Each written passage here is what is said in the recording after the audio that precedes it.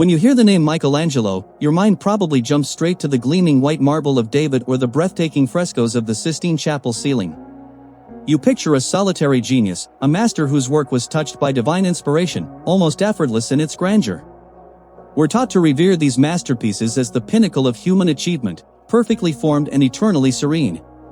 But what if I told you that the legendary Michelangelo was less of a serene saint and more of a grumpy, tortured, deeply insecure, and often angry rock star of the Renaissance?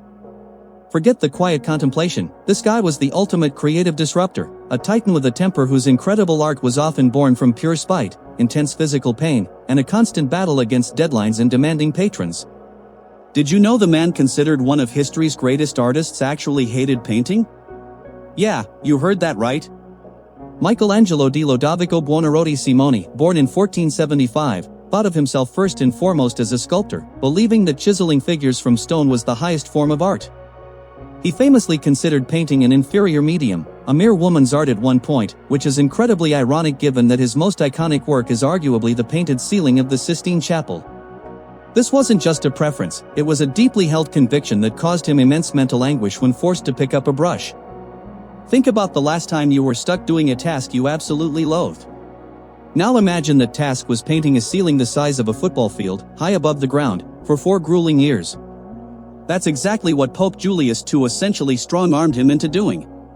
The Pope, a notoriously ambitious and hot-headed leader, wanted to glorify his tomb and commissioned Michelangelo for the ceiling in 1508. Michelangelo initially refused, protesting that he was a sculptor, not a painter.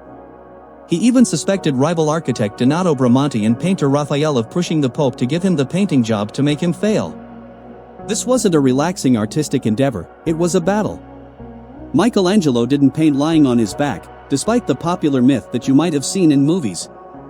He designed a complex scaffolding system that allowed him to stand and reach the ceiling while leaning backward, craning his neck upwards for hours on end. Imagine the strain. His neck and back ached constantly, paint dripped into his eyes, and the cramped conditions were agonizing. He even penned sonnets complaining bitterly about the physical toll, describing himself as having my belly to my chin, my beard to heaven, and his face becoming a rich pavement of paint splatters. And the Sistine Chapel ceiling wasn't his only epic struggle. Take his masterpiece, the David. When you stand before it, you see perfection, the intense gaze, the taut muscles, the sheer scale. But this monumental sculpture, completed in 1504, started as a problem. The massive block of Carrara marble had been partially worked on by another sculptor decades earlier, who had abandoned it, declaring it flawed. It had a massive hole or imperfection right in the chest area, making it seem unusable for a grand project. This was a challenge tailor-made for Michelangelo's stubborn genius. He saw the David not as a perfect warrior, but as a young, somewhat awkward boy, slightly oversized, preparing for battle against the giant Goliath. The disproportionately large hands and feet, which might seem like an artistic flaw to some, actually emphasized David's youth and his eventual strength, highlighting that he relied on God, not brute force, to defeat his enemy. This deliberate choice transformed the flawed block into a symbol of Florentine liberty. His temperament often alienated others. Michelangelo was known for his solitary nature, his suspicious demeanor, and his often brutal honesty. He had very few close friends and was intensely private about his personal life.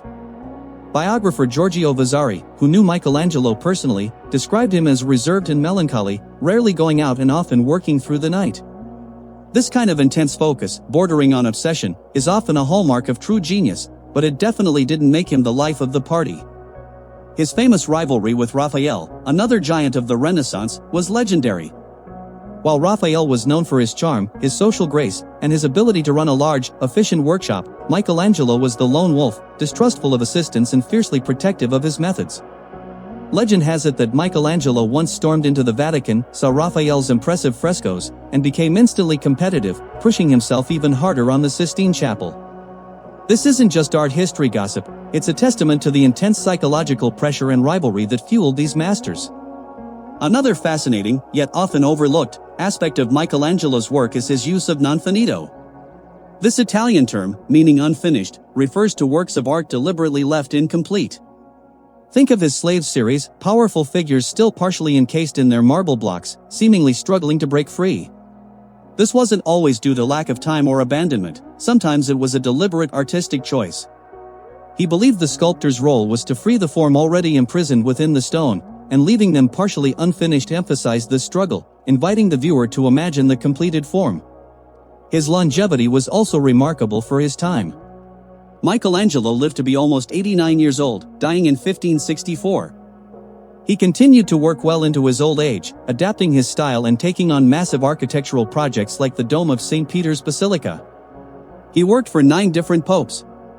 This wasn't just physical endurance, it was a testament to his relentless creative drive and the powerful patronage system that kept him employed. He was a rock star with job security, even if he complained about his bosses constantly. Perhaps one of the most surprising facts about the man whose name is synonymous with visual art is that he was also a prolific poet. He wrote hundreds of sonnets and madrigals throughout his life, many of them deeply personal, reflecting his inner turmoil, his spiritual struggles, and his profound contemplation of beauty and love. These poems weren't just a hobby, they were another crucial outlet for his intense emotional and intellectual life, providing a window into the mind behind the masterpieces that few visual artists share. Consider the Pietà, the stunning sculpture of Mary cradling the dead body of Jesus, housed in St. Peter's Basilica.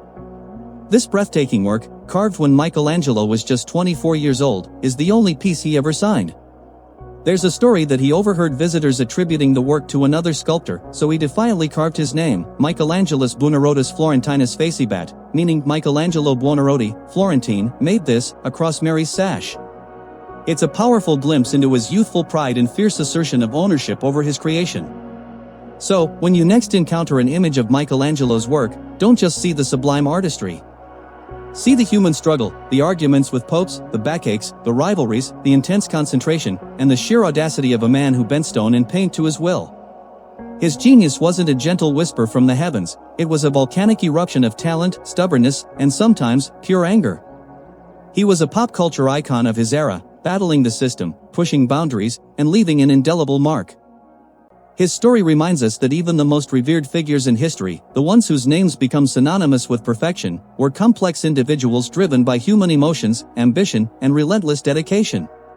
Just like today's blockbuster movie directors or comic book legends like Stan Lee, Michelangelo dealt with deadlines, critics, and demanding executives, shaping his vision against all odds.